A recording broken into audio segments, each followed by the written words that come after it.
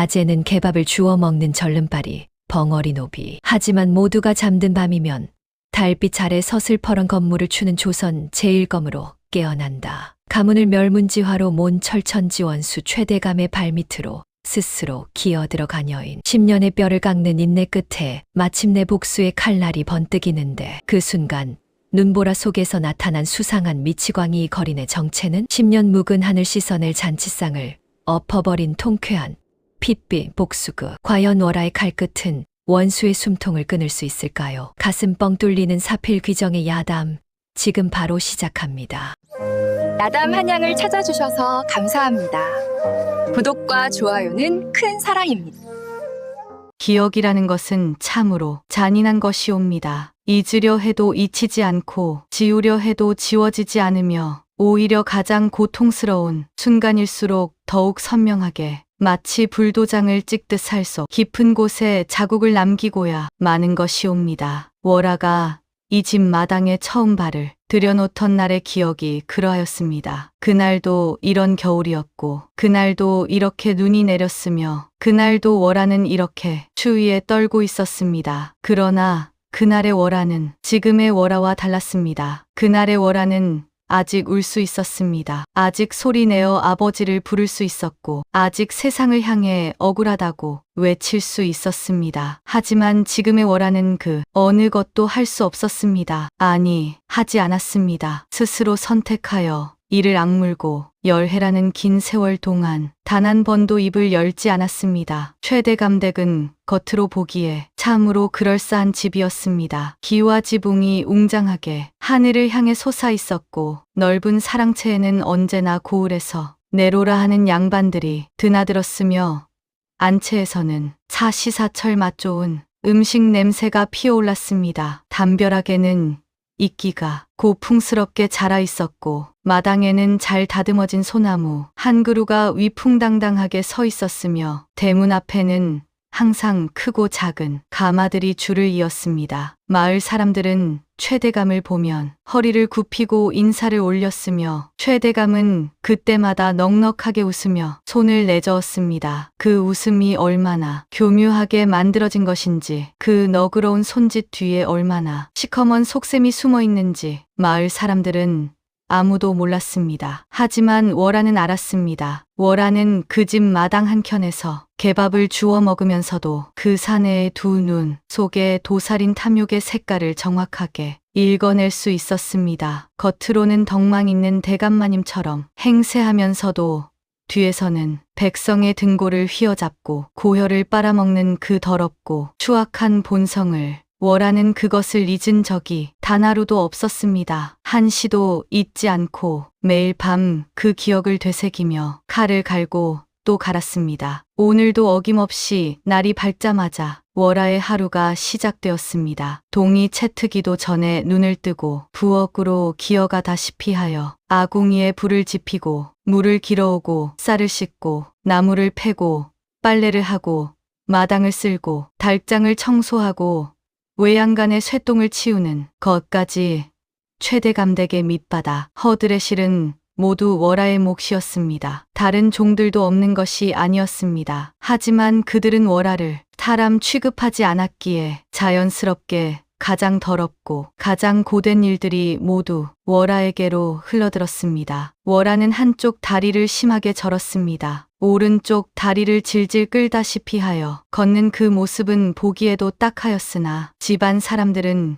그것을 측은하게 여기기는커녕 오히려 놀리고 비웃는 빌미로 삼았습니다. 더욱이 월화의 얼굴에는 언제나 시커먼 숯검정이 두텁게 발라져 있었으니 참으로 그 몰골은 사람의 형상이라기보다는 마치 구들장 밑에서 기어나온 무언가처럼 보였습니다. 집안의 하인들조차도 월화를 부를 때는 이름 대신 절름발이, 벙어리 귀신 같은 년 등의 말을 아무렇지도 않게 사용하였습니다. 그날도 그러하였습니다. 엄동설안의 차디찬 아침, 땅이 꽁꽁 얼어붙은 마당을 가로질러 월하는 가마솥에서 갓 퍼낸 국밥을 날랐습니다. 뜨거운 열기가 솥뚜껑을 타고 올라와 월하의 차가운 뺨을 살짝 어루만지고 지나쳤습니다. 그 온기가 너무나 간절하게 느껴져서 월하는 잠시 눈을 감고 그 따스함을 온몸으로 받아들이고 싶었습니다. 하지만 그럴 시간조차 없었습니다. 얼른 안방까지 날라야 했고 단 한 방울도 흘려서는 안 되었으며 사기 그릇이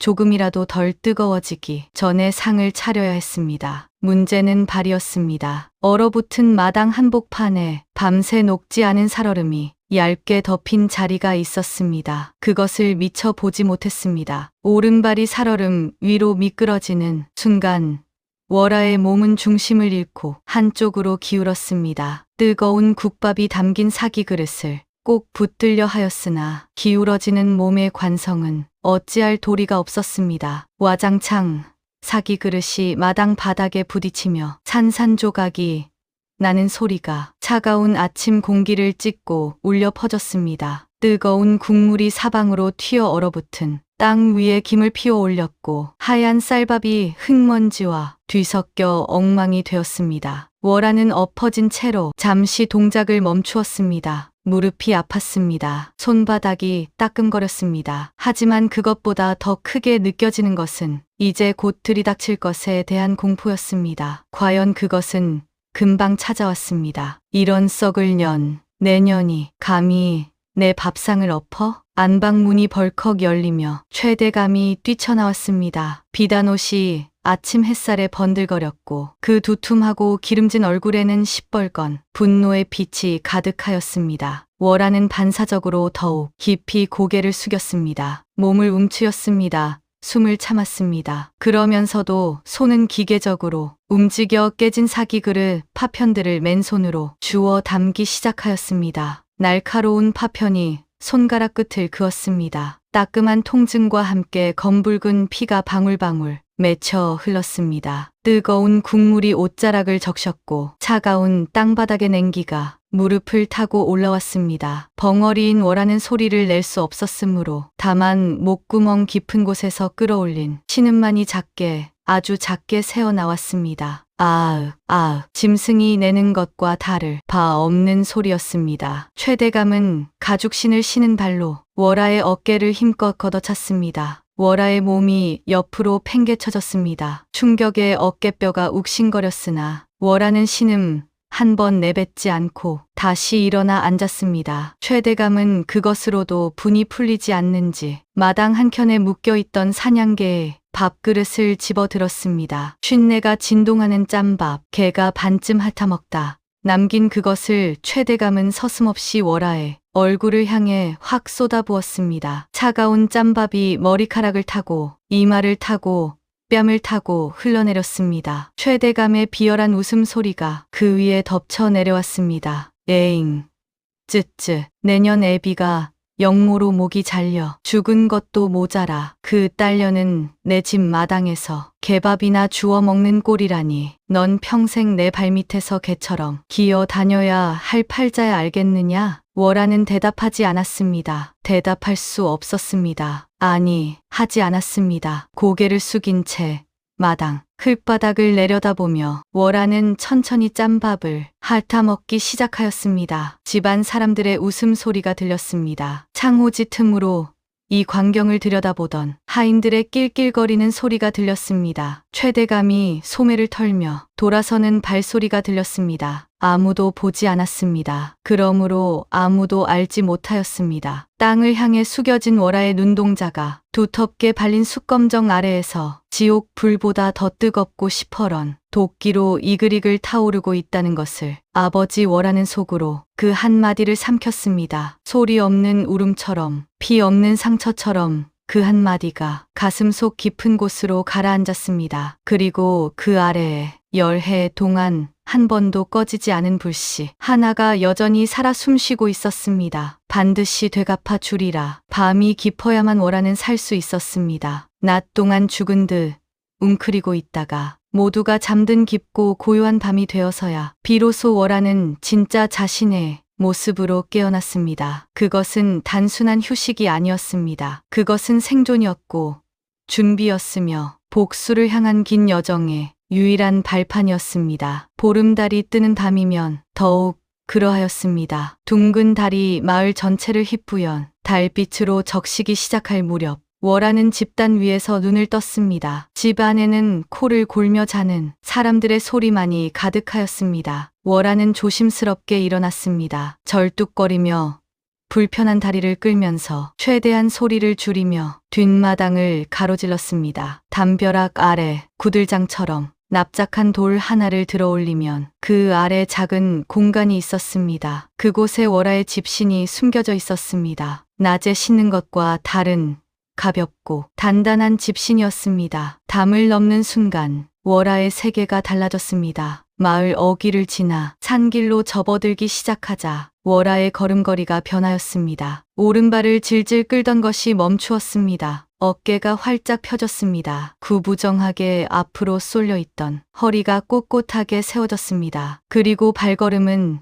마치 열애 동안 쌓인 모든 부자유함을 한꺼번에 떨쳐내기라도 하듯 깃털처럼 가볍고 바람처럼 빠르게 산길을 타고 올라가기 시작하였습니다. 절름발이 벙어리 여종월하는 없었습니다. 있는 것은 오직 어둠 속을 가르는 한 마리 밤고양이뿐이었습니다. 마을 외곽 반쯤 허물어진 폐사찰로 가는 길은 험하였습니다. 가파른 바위길이 이어졌고 잡목들이 사방으로 가지를 뻗어 발목을 잡으려 들었으며 군데군데 페이 웅덩이에는 낮에 녹은 눈이 다시 얼어 살얼음이 되어 있었습니다. 하지만 월하는 그 모든 것을 흔들림 없이 지나쳤습니다. 험한 바위도 발판이 되었고 뻗은 나뭇가지도 길잡이가 되었으며 살얼음도 월하의 발밑에서는 그저 또 하나의 디딤돌일 뿐이었습니다. 폐사찰에 도착하면 먼저 멈추어 서서 주변을 살폈습니다. 인기척이 없는 것을 확인한 뒤에야 월하는 품속에서 낡은 보자기 하나를 조심스럽게 꺼내었습니다. 오래된 무명천으로 여러 겹 쌓여있는 그것을 풀어낼 때마다 월하는 언제나 숨을 멈추었습니다. 경건함이었습니다. 그것은 단순한 물건이 아니었으므로 스르릉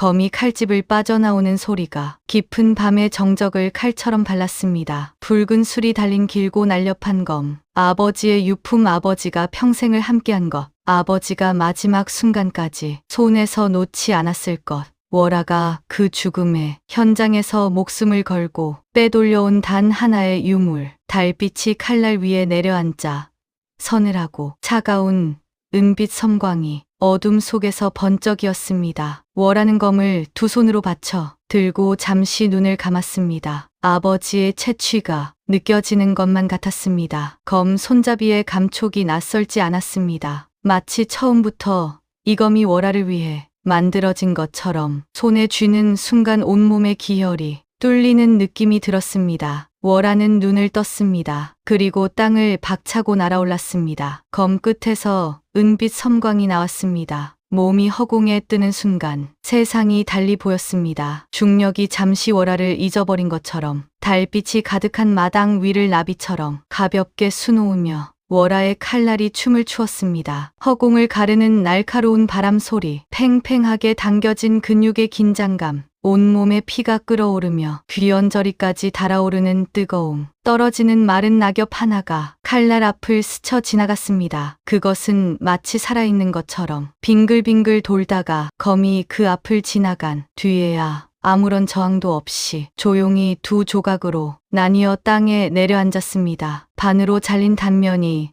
너무나 매끄러워서 처음에는 잘렸다는 것조차 알 수 없을 지경이었습니다. 월하의 발이 땅을 짚었습니다.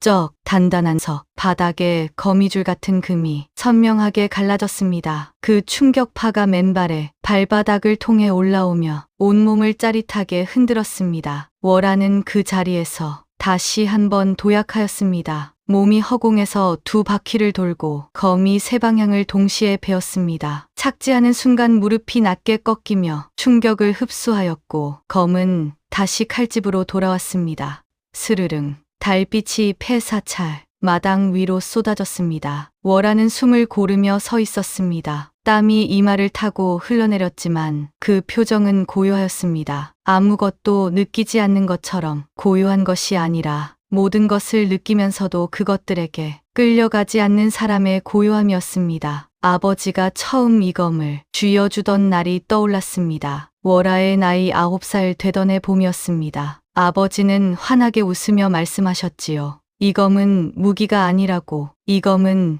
의리라고, 불의와 맞서는 마음이 있어야만 제대로 줄 수 있는 것이라고. 그 말씀이 이제야 온몸으로 이해가 되었습니다. 칼이 사람을 움직이는 것이 아니라 사람의 마음이 칼을 움직이는 것임을. 월아의 칼이 지금 이렇게 날카로운 것은 철이 단단하기 때문이 아니라 월아의 마음이 그보다 더 단단하기 때문임을 반드시 이루어야 할 것이 있었습니다. 그것을 위해 오늘도 이렇게 칼을 갈았습니다. 내일도 모레도 그날이 오기까지는 단 하루도 멈추지 않을 것이었습니다. 달빛 아래 월아의 두 번째 수련이 시작되었습니다. 하늘도 무심한 것인지 아니면 시련이란 끝없이 쏟아지는 것이 세상의 이치인 것인지 월아에게 또 다른 위기가 들이닥친 것은 그로부터 며칠이 채 지나지 않은 어느 아침이었습니다. 최대감의 환갑잔치가 보름 앞으로 다가온 그날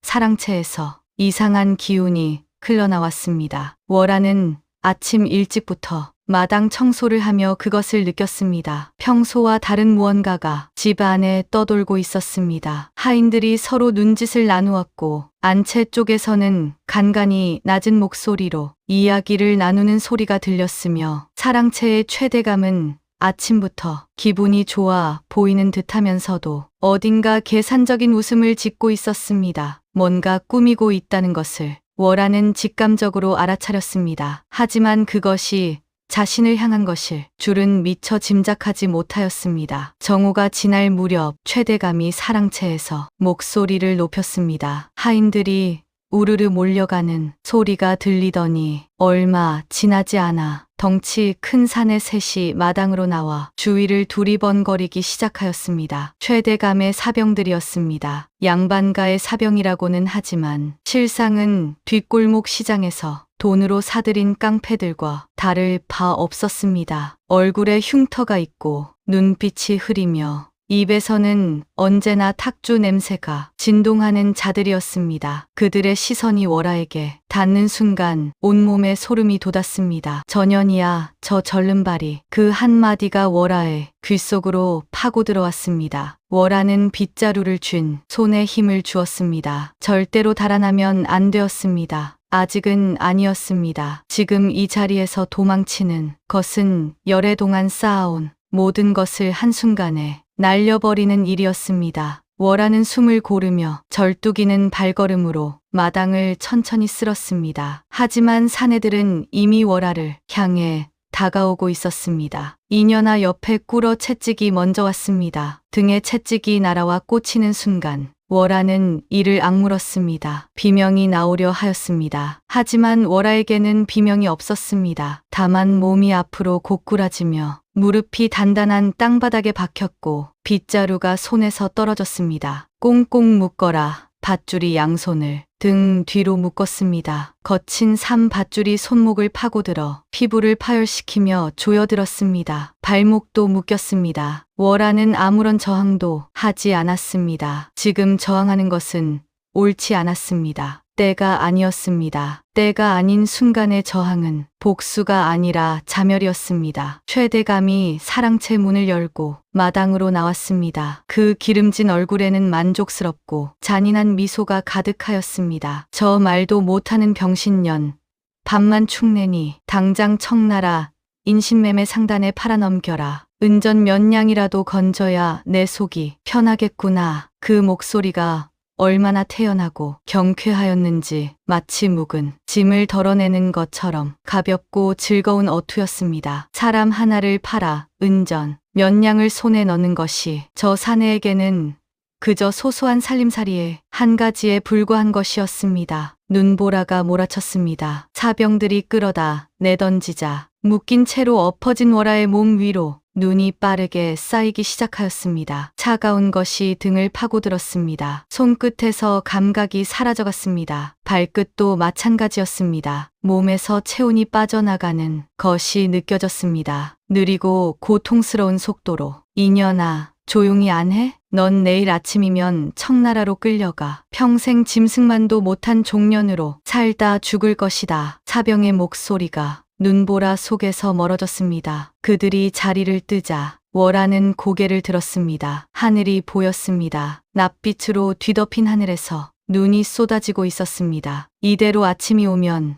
월하는 청나라 상인의 손에 넘겨질 것이었습니다. 이대로 아침이 오면 열의 동안의 모든 준비가 허무하게 무너져 내릴 것이었습니다. 아버지, 월하의 눈에서 눈물이 흘렀습니다. 차가운 뺨 위에서 눈물이 금방 식어 얼어붙으려 하였습니다. 열의 동안 흘리지 않았던 눈물이었습니다. 열의 동안 굳게 닫아두었던 것이 지금 이 순간 이 차갑고 외로운 눈밭에서 조용히 터져 나오는 것이었습니다. 미안합니다. 아버지의 억울함을 갚지 못하고 이렇게 끝나는 것인가요? 얼마나 시간이 지났을까요? 의식이 희미해지기 시작하였습니다. 몸의 떨림조차 멈추어 가는 것이 느껴졌습니다. 추위에 오래 노출되면 몸이 떨리다가 어느 순간 떨림마저 멈추는 것이 가장 위험한 단계라는 것을 월하는 알고 있었습니다. 의식이 잠겨들려 하고 있었습니다. 눈꺼풀이 무거워졌습니다. 아버지,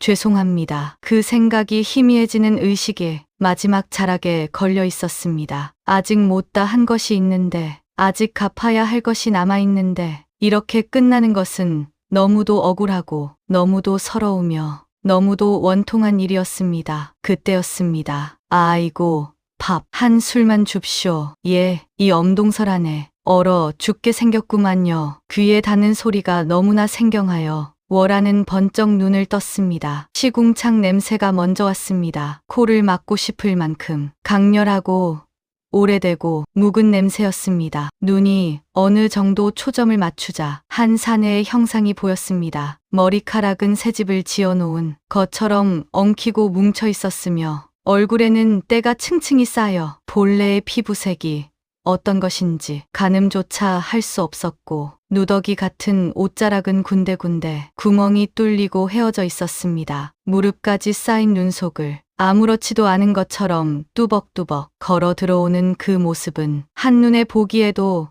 세상 물정 모르는 미치광이 거지였습니다. 사병들이 즉각 반응하였습니다. 이런 썩을 거지가 어디서 재수 없게 썩 꺼지지 못해 몽둥이가 날아갔습니다. 거리는 피할 겨를도 없이 몽둥이에 맞아 옆으로 굴렀습니다. 아이고, 나 죽네. 사람 살려. 하는 큰 소리와 함께 뒹구는 거리니 하필이면 월하의 바로 옆에 와서 쿵 하고 나뒹굴었습니다. 사병들이 낄낄거리며 비웃었습니다. 볼성 사납게 넘어진 거지를 보며 배를 잡고 웃는 자도 있었습니다. 그러나 그 순간 월하의 눈이 굳었습니다. 거린의 눈이 변하였습니다. 해벌쭉 웃던 바보 같은 표정이 사라지고 그 자리에 서리빨 같은 안광이 번뜩였습니다. 먹이를 발견한 매의 눈빛이었습니다. 한순간에 세상이 달라져 보이는 것 같은 그 섬찟하고 날카로운 눈동자였습니다. 그리고 그것은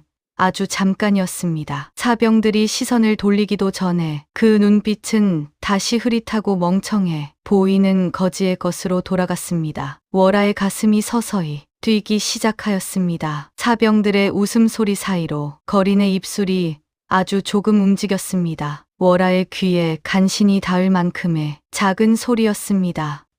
아가씨, 사부님의 원수를 갚을 때가 왔습니다. 내일 잔칫날 제가 판을 깔겠습니다. 월하의 숨이 멎었습니다. 아가씨, 그 한마디가 열애 동안 묻혀있던 어떤 기억들을 한꺼번에 끌어올렸습니다. 아가씨라고 불리던 때가 있었습니다. 아버지의 옆에서 따스한 기와집, 안채에서 분홍빛 치마를 입고 뛰어다니던 때가 그 모든 기억들이 한순간에 몰아쳐왔습니다. 그리고 다음 순간 월하의 눈동자가 세상을 달리 보았습니다. 이 사내는 보통의 거린이 아니었습니다. 이 시궁창 냄새와 엉킨 머리카락과 헤어진 누더기 아래에 단 한마디로 월하의 심장을 다시 뛰게 만들 수 있는 무언가를 가진 사내가 있었습니다. 사부님의 수제자, 아버지가 가장 아끼던 제자, 월하가 어린 시절 오빠처럼 따르던 그 사람이 이렇게 찾아온 것이었습니다. 거지 행색을 하고 눈보라 속에 사병들의 몽둥이를 맞아가며 거린의 손이 소매춤 깊은 곳으로 스며들었다가 나왔습니다. 손가락 사이에 은장도 하나가 끼워져 있었습니다. 가늘고 날카로운 은장도가 달빛에 번뜩이더니 월아의 등 뒤로 묶인 밧줄을 향해 살짝 스쳐 지나갔습니다. 완전히 끊지는 않았습니다. 반만 그었습니다. 힘을 주면 끊어지도록. 그리고 거리는 다시 아이고 내 허리야 하이구 하며 바보처럼 웃으면서 사병들에게 이끌려 마당 밖으로 쫓겨났습니다. 사병들은 웃으며 발길질을 하였고 거리는 굴러가면서도 감사합니다. 감사합니다 하며 연신 머리를 조아렸습니다. 그러다 문을 나서기 직전 거린이 고개를 살짝 돌렸습니다. 월아와 눈이 마주쳤습니다. 그 짧은 순간 두 사람 사이에 아무런 말도 오가지 않았지만 아무런 말도 필요하지 않았습니다. 모든 것이 담겨 있었습니다. 열애 동안의 인고 내일의 계획 반드시 이루어야 할 것. 월아의 얼어붙은 심장이 다시 그 어느 때보다 힘차게 뛰기 시작하였습니다. 밤이 깊어갔습니다. 사병들은 월아를 뒤채 헛간으로 끌어다 가두었습니다. 내일 아침 청나라 상인에게 넘기기 전 마지막으로 가두어두는 것이었습니다. 헛간 안은 한겨울의 찬 바람이 판자 틈새로 들어와 뼈를 애는 것 같았습니다. 볏짚이 깔려 있었지만 그 위에 묶인 채 누워있는 것으로는 추위를 막기에 역부족이었습니다. 그러나 월아는 더 이상 추위를 느끼지 않았습니다. 심장이 너무 세차게 뛰고 있었기 때문이었습니다. 내일이었습니다. 드디어 내일이 온 것이었습니다. 열애를 기다려온 그날이 월아는 천천히 두 손을 움직여 보았습니다. 반쯤 끊긴 밧줄이 손목을 옥죄고 있었습니다. 힘을 주면 끊어질 것이었습니다. 하지만 아직은 때가 아니었습니다. 사병들이 교대를 하며 돌아다니는 시간이 지날 때까지 기다려야 하였습니다. 월아는 눈을 감고 기다렸습니다. 자정이 넘었을 무렵이었습니다. 헛간 밖에서 들려오던 발소리들이 잠잠해졌습니다. 교대를 마친 사병들이 안채로 들어가 몸을 녹이는 시간이 된 것이었습니다. 월아는 귀를 기울여 소리를 세웠습니다. 발소리, 문 열리는 소리, 문 닫히는 소리, 그리고 고요함. 이제였습니다. 월아가 묶인 두 손에 힘을 주었습니다. 반쯤 끊겨 있던 굵은 동아줄이 마치 썩은 두부가 썰리듯 툭 하고 끊어졌습니다. 그 소리가 헛간 안에서 작게 울렸지만 밖에서 들릴 만한 것은 아니었습니다. 발목의 밧줄도 마찬가지였습니다. 끊어진 뒤 잠시 월아는 움직이지 않았습니다. 기다렸습니다. 아무런 소리도 들려오지 않았습니다. 천천히 조심스럽게 자리에서 일어났습니다. 그 순간 월아는 더 이상 다리를 절지 않았습니다. 열애 동안 절뚝이는 척을 하며 굽어있던 허리가 꼿꼿하게 펴졌습니다. 그 동작 하나에 마치 납덩이 같은 굴레가 떨어져 나가는 것 같은 해방감이 있었습니다. 헛간 안에 고인 물이 담긴 솥단지가 있었습니다. 월아는 그 앞에 무릎을 꿇고 차가운 물로 얼굴을 씻기 시작하였습니다. 솥단지에 고인 물에 반사된 자신의 얼굴을 보았습니다. 숯검정이 씻겨 나갔습니다. 처음에는 검은 물이 줄줄 흘렀고 두 번, 세 번 손으로 세게 문질러 닦아내자 서서히 본래의 피부가 드러났습니다. 달빛이 헛간 판자 사이로 가늘게 들어와 그 얼굴 위에 내려앉았습니다. 설이 내린 칼날처럼 차갑고 그 서늘함 속에서도 눈부시게 아름다운 얼굴이었습니다. 열해 동안 숯검정 아래 숨어있던 월아의 진짜 얼굴이 달빛 속에서 마침내 드러났습니다. 월아는 그 얼굴을 오래 들여다보았습니다. 아버지를 닮았다고들 하였습니다. 눈매가, 입술의 선이, 광대뼈가 이 얼굴로 아버지를 기억하고 이 얼굴로 아버지의 원수 앞에 서는 것이었습니다. 그것이 두렵지 않았습니다. 오히려 이상한 용기가 솟구쳐 올랐습니다. 볏짚단 아래 깊숙이 숨겨두었던 낡은 보자기를 꺼내었습니다. 열어 겹싸인 천을 풀어내는 손이 조금도 떨리지 않았습니다. 이상한 일이었습니다. 온몸이 떨릴 것 같은 순간인데 손은 고요하였습니다. 마음이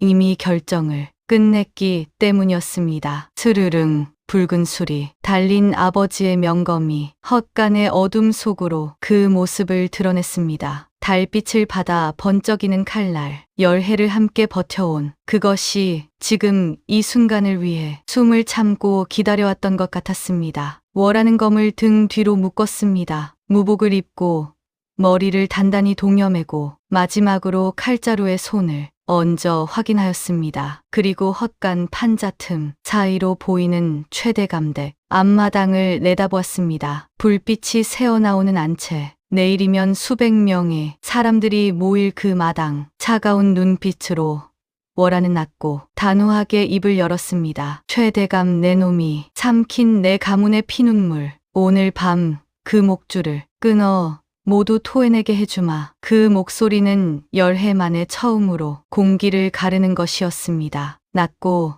차갑고 쩌렁하였습니다. 그 울림이 헛간의 판자를 타고 번져나가 밤 공기 속으로 스며드는 것 같았습니다. 월하의 두 눈이 불꽃처럼 빛났습니다. 이제 시작이었습니다. 다음 날 해가 서쪽으로 기울기 시작할 무렵 최대감댁은 그야말로 사람들로 넘쳐났습니다. 아침부터 음식을 나르는 하인들의 분주한 발걸음이 끊이지 않았고 마당에서는 소와 돼지를 잡는 소리가 들렸으며 사방에서 풍악 소리가 울려 퍼졌습니다. 인근 고을의 사또를 비롯하여 한양에서 내려온 높은 관직의 양반들, 그리고 최대감의 비위를 맞추기 위해 줄을 서는 지방 세도가들의 가마가 줄이어 들어오는 것이 헛간 판자 틈 사이로 보였습니다. 얼씨구 좋다 하며 잔치는 최고조로 달려가고 있었습니다. 기생들의 간드러진 노랫가락이 담벼락을 넘어왔습니다. 술을 권하는 소리, 웃음소리, 잔과 잔이 부딪히는 소리, 최대감이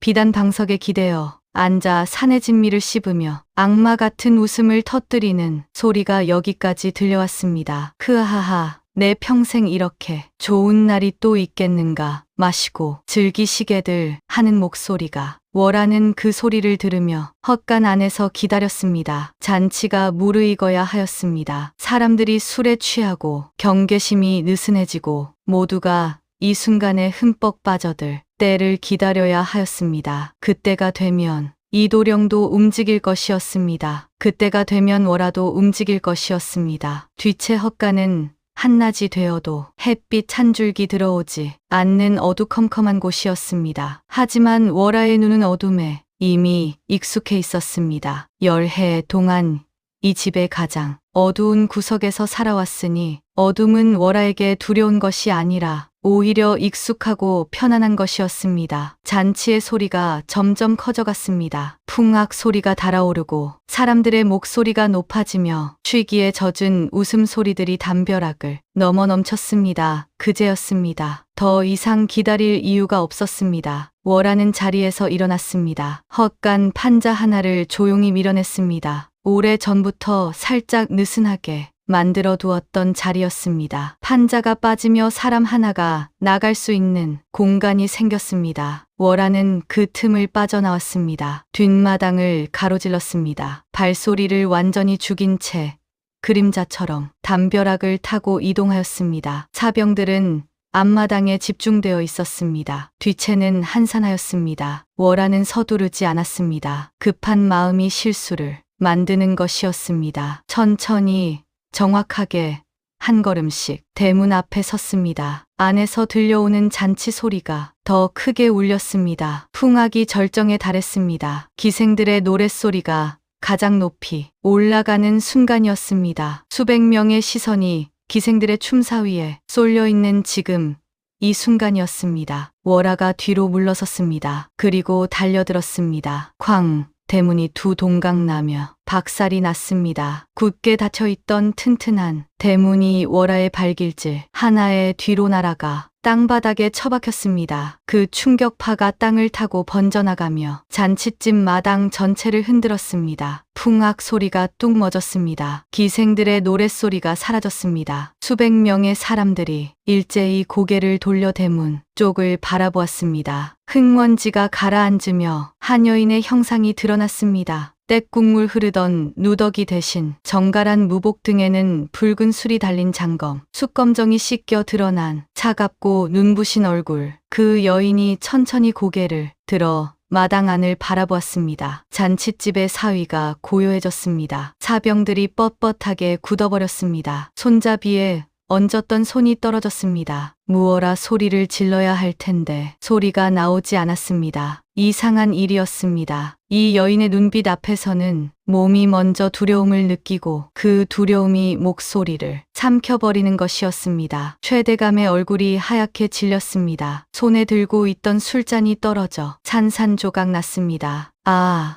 아니, 저녀는 내 집 마당에서 개밥을 핥아먹던 벙어리, 절름발이 년이 아니냐. 내 년이 어찌 두 발로 멀쩡히 서 있단 말이냐. 여봐라, 당장 저년의 목을 쳐라. 목소리가 떨렸습니다. 아무리 소리를 크게 질러도 그 목소리에 담긴 공포는 감춰지지 않았습니다. 월하는 걸음을 내딛었습니다. 천천히, 그러나 거침없이 잔칫집 마당으로 들어섰습니다. 덤벼라. 그 한마디는 말이 아니라 선언이었습니다. 공기를 가르는 칼끝처럼 냉정하고 서늘하며 흔들림이 없었습니다. 최대감의 명령이 떨어지자 사병들이 달려들었습니다. 한 명이 아니었습니다. 두 명도 아니었습니다. 칼을 빼든 자, 창을 든 자, 몽둥이를 든 자들이 수십 명이나 마당을 가득 메우며 월하를 향해 짐승처럼 달려들었습니다. 검이 뽑혔습니다. 달빛을 머금은 칼날이 대낮에 잔치 마당에서 번쩍하고 섬광을 뿜어냈습니다. 그 빛이 너무 강렬하여 가까이 있던 사병들이 무의식적으로 눈을 가렸습니다. 그 짧은 순간이면 충분하였습니다. 월하의 몸이 허공을 수놓았습니다. 나비처럼 가볍고 매처럼 빠르게 땅을 박차고 솟구친 몸이 허공에서 한 바퀴를 돌아 사병들의 머리 위를 가로지르는 동안 검은 빛의 호를 그리며 3개, 4개, 5개의 창대를 연달아 잘라냈습니다. 썰린 창대들이 추풍낙엽처럼 땅으로 떨어졌고 그 충격에 비명을 지르며 뒤로 물러서는 사병들의 사이를 뚫고 월하는 다시 착지하였습니다. 그러나 수십 명이었습니다. 1명, 2명이 물러서도 나머지가 사방에서 에워쌌습니다. 창이 찌르고 칼이 배려하고 몽둥이가 날아왔습니다. 월하는 그것들을 읽었습니다. 날아오는 칼날의 궤적을 눈이 아니라 몸으로 읽었습니다. 어디서 무엇이 오는지, 얼마나 빠른지, 어느 쪽에 빈틈이 있는지를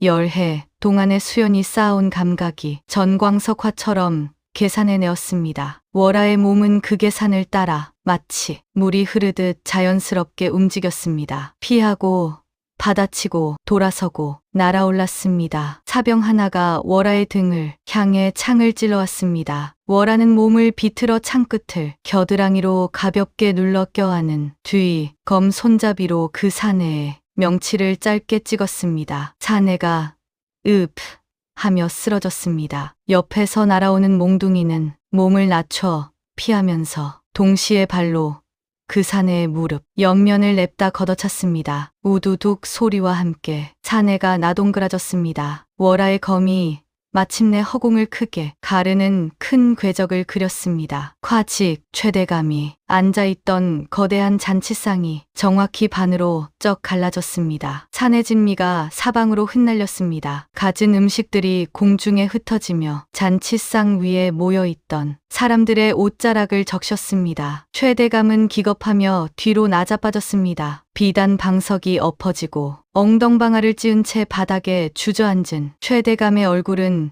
흙빛이 되어 있었습니다. 마당이 아수라장이 되었습니다. 달려들던 사병들이 멈추었습니다. 구경하던 양반들이 뒤로 물러섰습니다. 기생들이 비명을 질렀습니다. 그 모든 소란 속에서 월하는 혼자 고요하게 서 있었습니다. 흐트러진 머리카락 한 올, 해진 옷자락 하나 없이 검 끝에서 가는 바람 한 줄기만 흘러나오며 그리고 마침내 열애 동안 굳게 닫혀있던 월하의 입술이 열렸습니다. 내 목소리를 잊었느냐. 이 버러지 같은 놈. 내 놈의 탐욕에 억울하게 참수당한 김대감의 여식 월하다. 그 목소리가 마당을 울렸습니다. 얼음장처럼 차갑고 쩌렁쩌렁하며 열애 동안 한 번도 공기를 울리지 않았던 그 목소리가 지금 이 순간 모든 것을 향해 선언하였습니다. 사색이 된 최대감이 뒷걸음질을 쳤습니다. 뒤로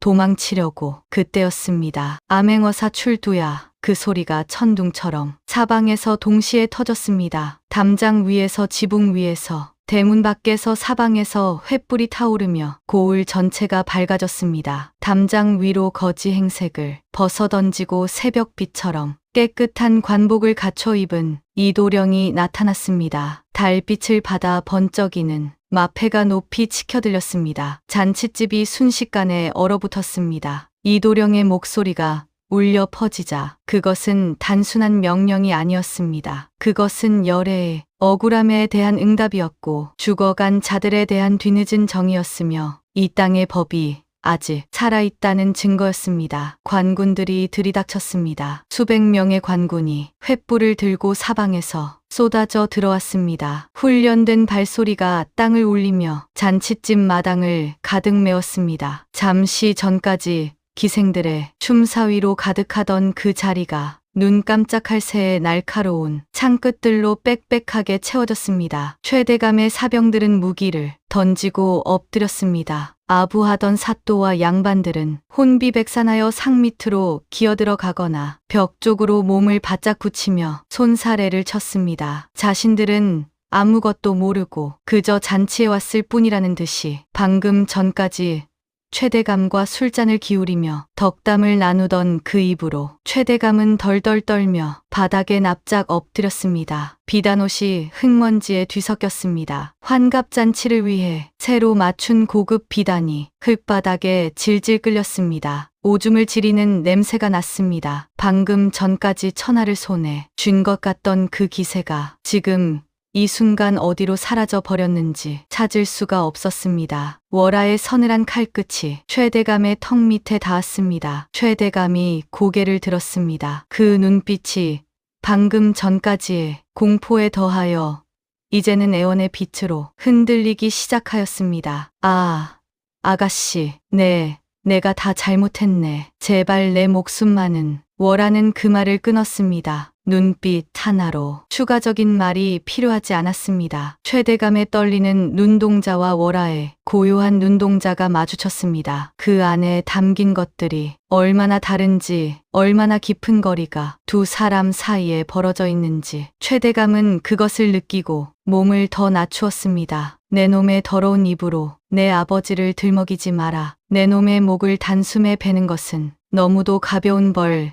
내 놈은 관법으로 다스려 뼈와 살이 찢기는 고통을 평생토록 맛보게 해주마. 그 말이 끝나는 순간 월하는 검을 거두었습니다. 그것은 자비가 아니었습니다. 죽음보다 더 오래 지속되는 벌이 있다는 것을 월하는 알고 있었습니다. 차디찬 감옥의 돌바닥, 무거운 칼, 햇빛 한 줄기 들어오지 않는 어둠, 그리고 그 안에서 곱씹어야 하는 자신의 죄악들, 그것이 최대감에게 합당한 것이었습니다. 이도령이 마당으로 내려왔습니다. 마패를 허리춤에 차고 관복의 소매를 정리하며 이도령은 천천히 걸어왔습니다. 거지 행색을 할 때의 해벌쭉한 웃음은 온데간데 없고 단단하고 반듯한 얼굴이 횃불 빛에 드러났습니다. 월하와 눈이 마주쳤을 때 두 사람 사이에는 오랜 세월의 무게가 느껴지는 침묵이 흘렀습니다. 이도령이 천천히 고개를 숙였습니다. 말은 없었습니다. 그러나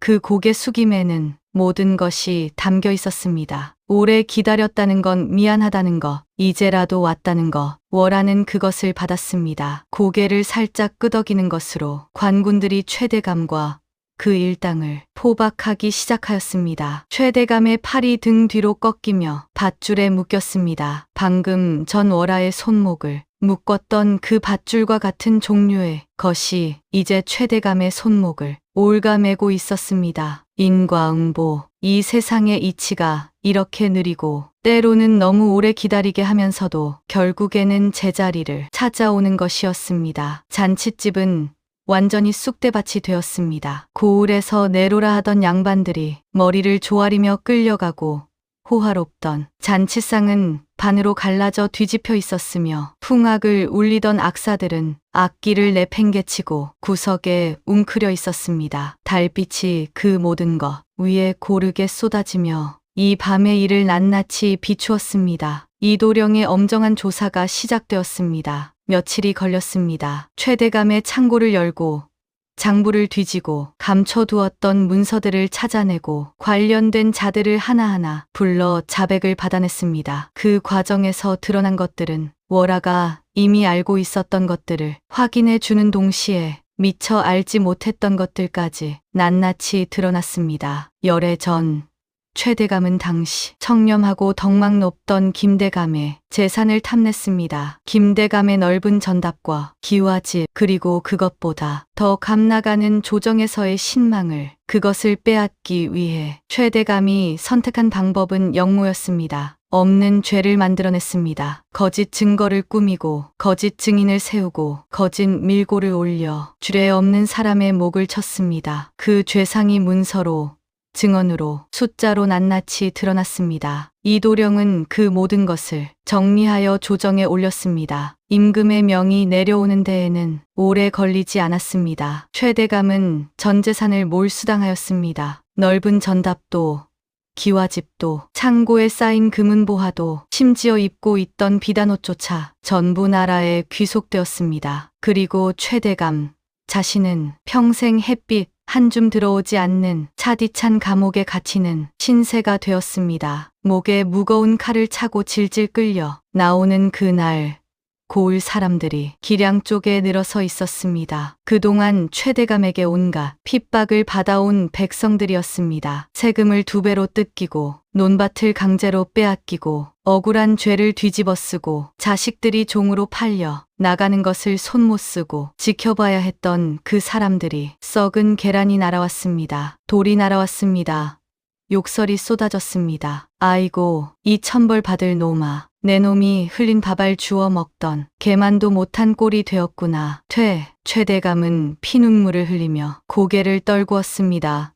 후회하였습니다. 뼈저리게 후회하였을 것입니다. 하지만 그 후회가 지금에 와서 무슨 소용이 있겠습니까? 남의 눈에서 피눈물을 흘리게 한 자가 제 눈에 썩은 물이 흐르는 것은 당연한 이치였습니다. 월화는 그 장면을 지켜보았습니다. 담담하게 고요하게 기쁨도 아니었고 슬픔도 아니었습니다. 다만 오래 묵은 짐을 내려놓는 것 같은 그 느낌, 텅 비어버린 자리에 새 공기가 채워지는 것 같은 그 느낌이 있었습니다. 아버지, 월화는 하늘을 올려다보았습니다. 맑은 겨울 하늘이었습니다. 구름 한 점 없었습니다. 어디선가 까치가 울었습니다. 그 소리가 유난히 선명하게 들렸습니다. 마치 누군가가 먼 곳에서 알려주는 것처럼 잘했다고, 이제 됐다고. 월화의 눈에서 눈물이 흘렀습니다. 이번에는 억울함의 눈물이 아니었습니다. 분노의 눈물도 아니었습니다. 다만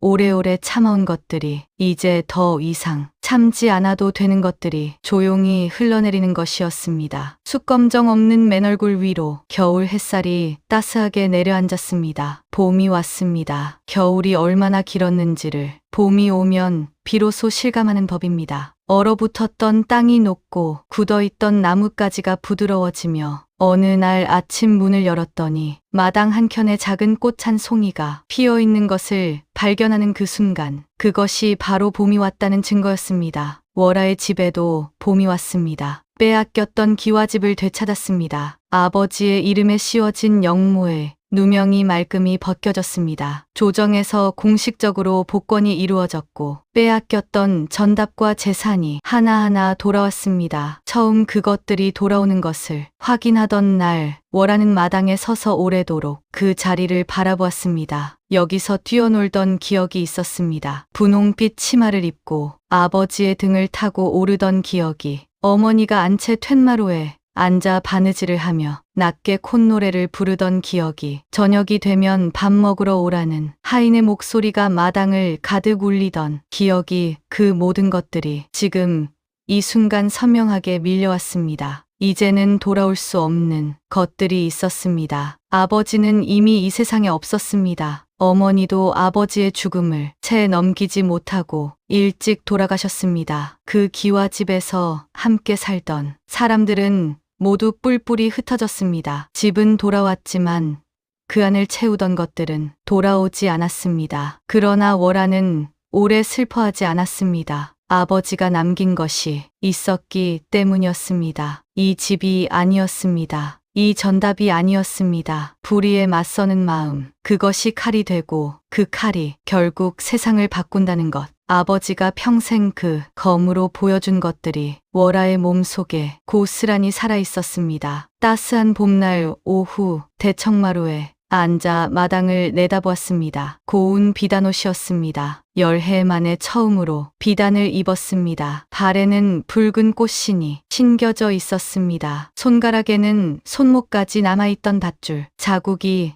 아직 연하게 남아있었습니다. 그것을 내려다보면서 월아는 씁쓸하지 않았습니다. 오히려 그것이 자랑스럽게 느껴졌습니다. 이것이 월아가 살아온 증거이고 이것이 월아가 버텨온 흔적이었으므로 이도령이 마당에서 걸어왔습니다. 거지 행색도 없었고 관복도 아니었습니다. 그냥 단정하게 차려입은 한 사람이었습니다. 옥골 선풍의 늠름한 자태가 봄 햇살 아래 드러났습니다. 바보처럼 해벌쭉 웃던 그 얼굴은 이제 온데간데 없었지만 그 눈빛에는 여전히 따스한 것이 담겨 있었습니다. 이도령이 대청마루 앞에 멈추어 섰습니다. 어떻소 봄이 왔구려. 그 말이 참으로 단순하고 짧은 것인데도 월아는 그 안에 담긴 것들을 모두 느꼈습니다. 열해 동안 기다렸다는 것, 이 봄이 오기를 함께 기다렸다는 것, 그리고 이 봄이 오기까지 각자가 얼마나 외로운 길을 걸어왔는지를 월아는 봄마당을 바라보며 천천히 고개를 끄덕였습니다. 두 사람은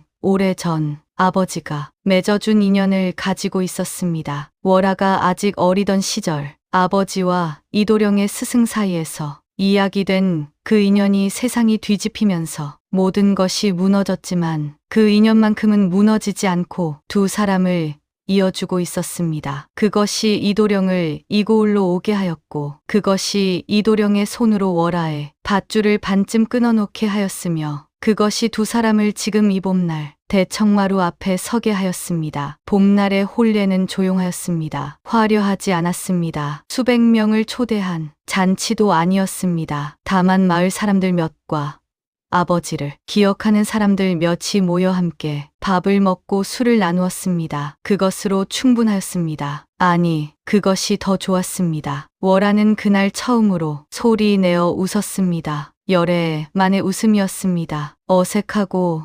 낯설고 어딘가 울음과 섞인 것 같기도 하였습니다. 하지만 분명히 웃음이었습니다. 그것을 들은 이도령이 잠시 멈추었다가 빙그레 웃었습니다. 그 표정에 마치 긴 여행이 끝난 것 같은 안도가 담겨 있었습니다. 세월이 흘렀습니다. 월아와 이도령은 그 기와집에 자리를 잡았습니다. 아들도 낳고 딸도 낳았습니다. 집 안이 아이들의 웃음소리로 가득 찼습니다. 이도령은 고을의 억울한 백성들을 위해 힘을 쏟았고 월아는 아이들에게 아버지의 검술을 가르치며 불의에 맞서는 마음이 무엇인지를 가르쳤습니다. 붉은 술이 달린 아버지의 명검은 이제 사랑채 가장 높은 곳에 걸려 있었습니다. 언제나 손이 닿는 곳에, 하지만 쉽게 꺼내지 않아도 되는 곳에. 그것은 이제 복수를 위한 무기가 아니었습니다. 그것은 기억이었습니다. 그리고 가르침이었습니다. 세상에 불의가 있는 한 그 칼은 잠들지 않는다는 것. 하지만 세상이 조금씩 더 나아지는 만큼 그 칼은 점점 더 오래 평화롭게 쉴 수 있다는 것. 봄이 되면 마당에 꽃이 피었습니다. 월아는 그 꽃을 보며 아버지를 생각하였습니다. 아버지, 봄이 왔습니다. 이제 걱정하지 않으셔도 됩니다. 월아는 잘 지내고 있습니다. 억울함은 씻겼고 가문은 되살아났으며 세상을 향해 고개 들고 살아가고 있습니다. 그리고 아버지가 남긴 것들이 이렇게 대물림되고 있습니다. 불의에 맞서는 마음으로, 끝내 꺾이지 않는 마음으로, 열해의 어둠 속에서도 꺼지지 않았던 그 불씨 하나로